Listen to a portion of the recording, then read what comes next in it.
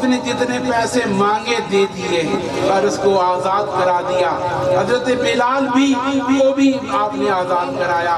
اس کے علاوہ کئی غلام تھے جنہیں میرے آقا کریم سید کونین کے بارگاہ میں آنے کے بعد حضور سیدنا صدیق اکبر رضی اللہ تعالیٰ عنہ نے ان کے اپنا مالکوں کو پیسے دے کے آزاد کرایا۔ جس وقت میرے آقا کریم سید کونین ہجرت کے لیے چلے، میرے آقا کریم نبی پاک نے جا کے دستک دی، لوگ در رسول پہ آتے ہیں اور میرے آقا سید کونین صدیق کو بلانے کے لیے صدیق کے گھر تشریف لے کے جاتے ہیں۔ صدیق اکبر رضی اللہ تعالیٰ عنہ نے دستک سنتے ہی لبیک یا رسول اللہ کہہ دیا۔ صدیق تمہیں کیسے پتا چلا کہ میں آنے والا ہوں؟ صدیق کا وجدان، صدیق نے کہا کہ جس دن آپ نے تذکرہ فرمایا تھا کہ ایک دن میرا اللہ مجھے حکم دے گا اور میں مکہ چھوڑ جاؤں گا، اس دن کے بعد میں نے سونا چھوڑ دیا۔ اس کے بعد میں نے سونا چھوڑ دیا، مکہ سے چلے، یار غار ساتھ ہے، مشکل اور کٹھن سفر ہے، غار سور پہ آج بھی جوان آدمی نہیں چڑھ سکتا۔ صدیق کا وجدان دیکھو، صدیق کی محبت دیکھو۔ آپ اس مشکل رستے میں، رات کا اندھیرا ہے، تاریکی ہے، میرے آقا کو عرض کرتے ہیں یا رسول اللہ ان سنگلاخ چٹانوں سے آپ کا گزرنا مشکل ہے، صدیق کو سواری بنا لیجئے، صدیق کو سواری بنا لیجئے۔ حضور سیدنا صدیق اکبر نے اپنے دونوں کاندھوں پہ ادھر آقا کریم سید کونین کو اٹھایا اور وہ مشکل اور کٹھن سفر اوپر چڑھے۔ وہ سفر پورا کر کے غار سور کے باہر جا کے چادر بچھائی، آقا کریم آپ تشریف رکھیں، میں جا کے آپ کے لیے حجرہ شریف صاف کروں۔ یاد رکھو میرے آقا کریم سید کونین نے جس دن مکہ فتح کیا تھا، مکہ کے فتح کے بعد کعبۃ اللہ میں تشریف لائے تھے۔ کعبۃ اللہ میں جب تشریف لائے تو بتوں کو گرانے کی بات کی۔ علی کرم اللہ وجہ الکریم کو حکم دیا کہ علی بتوں کو گرا۔ علی کرم اللہ وجہ الکریم کا ہاتھ نہ پہنچا، آپ نے فرمایا علی میں کھڑا ہوتا ہوں تو میرے کاندھوں پہ سوار ہو جاؤ۔ یا رسول اللہ، یا رسول اللہ، میں بیٹھتا ہوں آپ میرے کاندھوں پہ سوار ہو جائیں، میں بیٹھتا ہوں آپ میرے کاندھوں پہ سوار ہو جائیں۔ نا علی تم نبوت کا بوجھ نہیں اٹھا سکتے۔ نقشبندیوں کا امام اس لیے افضل اللہ بشر بعد الانبیاء ہے، ان کا مقام اعلیٰ ہے۔ چشتی قادری سروردی تمام دعویٰ کرتے ہیں، لیکن میں کہتا ہوں کہ یہ ہمارا عقیدہ بھی ہے اور یقین بھی ہے۔ اس صدیق اکبر جیسا ایمان بھی کسی کا نہیں تھا اور مقام بھی کسی کا نہیں تھا۔ نعرہ تکبیر، نعرہ رسالت، نعرہ حیدری، تاجدار صداقت، تاجدار صداقت، رازدار نبوت، نعرہ حیدری، آستانیہ چورا شریف، فیضان جراحی، فیضان جراحی، شہزادہ فروغ اعظم، قبلہ پیر محمد بدر رضا فروغی صاحب۔ کیا دوستان گرامی، میرے آقا صدیق اکبر نے جب غار سور کے مقام پہ کہا کہ آقا کریم میرے کندھوں پہ آپ تشریف رکھیں، میرے آقا نے یہ نہیں کہا کہ صدیق نبوت کا بوجھ نہیں اٹھا سکتے۔ صدیق نے جا کے غار سور کو صاف کیا، اپنا کرتا اتارا، اس کے ٹوٹے کیے اور تمام سوراخ بند کیے، ایک سوراخ باقی رہ گیا۔ جب سرکار کریم تشریف لائے، آپ استراحت فرمانے کے لیے آپ کے زانوں کے سر رکھ کے آرام فرما ہو گئے۔ صدیق کا دھیان پڑا کہ ایک سوراخ باقی ہے، ایک کرتا تھا وہ تو اس نے استعمال کر لیا، اب کس چیز کو لاؤں؟ پھر اپنا انگوٹھا وہاں پہ رکھ دیا۔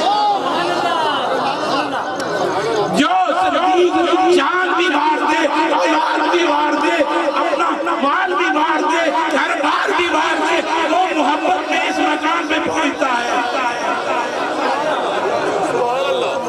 پروانے کے لیے شمع، بلبل کے لیے پھول بس، صدیق کے لیے اللہ کا رسول بس بس بس بس بس۔ اپنا انگوٹھا رکھا ہوا ایک دیوانہ تھا، سنا ہے کتنے عرصے سے انتظار میں تھا کہ اللہ کا رسول جب سارے سور میں آئے گا میں اس کی زیارت کروں گا، لیکن صدیق کے جب تک قدموں کو بوسہ نہ دے اللہ کے رسول کی زیارت کوئی کیسے کر سکتے۔ یاد رکھو جس نے در رسول تک جانا ہے اس کو صدیق کے قدموں کو ضرور چھونا پڑے گا۔ چورا شریف کی بات سناتا ہوں، اسی سال ایک مولوی نے فیض صدیق اکبر کا انکار کیا۔ بابا جی نے کہا کمینے میرا سٹیج ہو اور صدیق اکبر کا بیان کی جائے، جا دفع ہو جا، تیری زبان بھی بند ہے اور تو بول بھی نہیں سکتا۔ اینی شہدوں نے دیکھا ہے اور یہاں پہ ہزاروں گواہ موجود ہیں۔ کوئی مرید ہو تو خواجہ فقیر محمد جیسا، پیر ہو تو صدیق اکبر جیسا، جو مر کے بھی اپنے پیر کی عظمت پہ آنچ نہ آنے دے۔ آج تصوف و معرفت کی محفل ہے اور معرفت کے روحانی پیشوا کا ذکر ہے، اس لیے آج روحانیت کی باتیں ہوں گی۔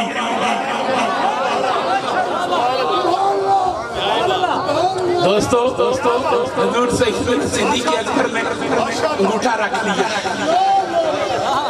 یاد رکھو صدیق اکبر رضی اللہ تعالیٰ عنہ اکیلے نہیں تھے خدمت رسول سے۔ آپ کا غلام روزانہ سویرے بکریاں لے کے آتا چرانے کے لیے اور وہ اس پہاڑی پہ لے کے جاتا۔ حضور سید صدیق اکبر دودھ دوتے اور آقا کریم کو پلاتے۔ آپ کی بیٹی اسمہ کھانا تیار کرتی، کھانا تیار کرتی اور اٹھاتی اور غار سور میں جا کے پیش کرتی۔ قربان جائے صدیق دشمنوں کی یلغار ہے اور ادھر یہ ہے کہ جو دیکھا جائے اس کے ساتھ قلم کر دو۔ ادھر صدیق نے اپنا پورا خاندان اور اپنی اولاد سب کچھ داؤ پہ لگا دیا ہے نبی کی عظمت کے لیے۔ یہ صدیق کے سفر غار سور میں قریش آ گئے، ان کے گھوڑوں کے ٹاپوں کی آواز آئی۔ حضور سیدنا صدیق اکبر کو تھوڑا غم ہوا کہ کہیں وہ آقا کریم کو پہچان نہ لے، غار کے اندر نہ تشریف لے آئے۔ تو دوستانی گرامی میرے آقا کریم مدنی تاجدار نے کہا صدیق غم نہ کرو، صدیق غم نہ کرو، اللہ ہمارے ساتھ ہے۔ اللہ میرے ساتھ ہے نہیں فرمایا، اللہ ہمارے ساتھ ہے، اللہ ہمارے ساتھ ہے۔ ہمارے ساتھ کا مطلب کیا ہوا کہ اللہ نبی پاک کے ساتھ بھی ہے، اللہ صدیق اکبر کیا بات ہے۔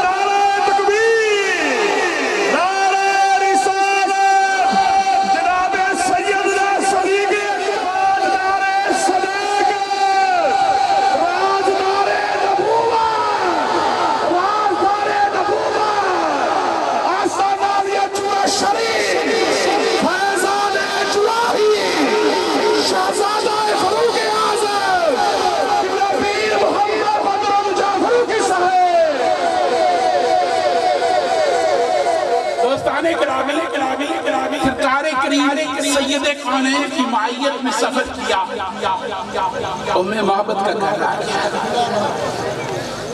حضور سیدنا صدیق اکبر فرمانے لگے سرکار مجھے بھوک لگی ہے۔ غار سور میں نہیں فرمایا، جہاں پہ کچھ نہ تھا وہاں پہ فرمایا، اس لیے کہ صدیق کو علم تھا جہاں کچھ نہ ہو وہاں بھی اللہ کا رسول عطا کر سکتا ہے۔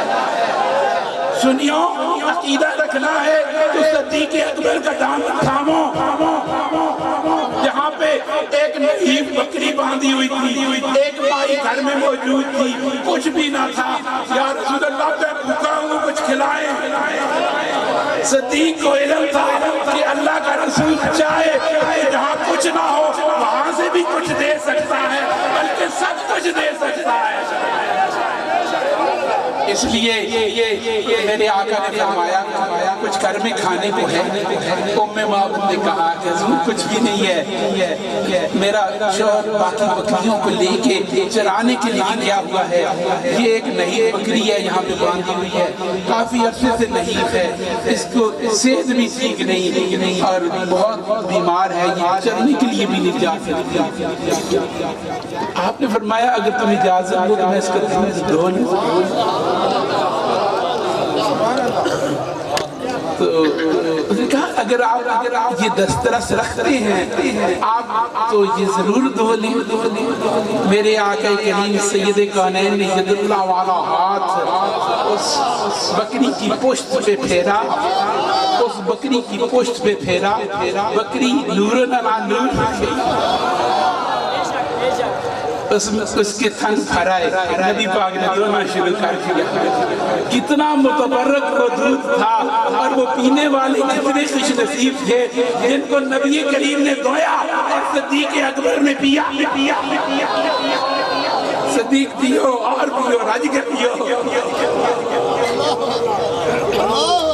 دوستان گرامی، آقا کریم نے بھی نوش فرمایا گھر کے تمام برتن بھر کے دودھ باقی۔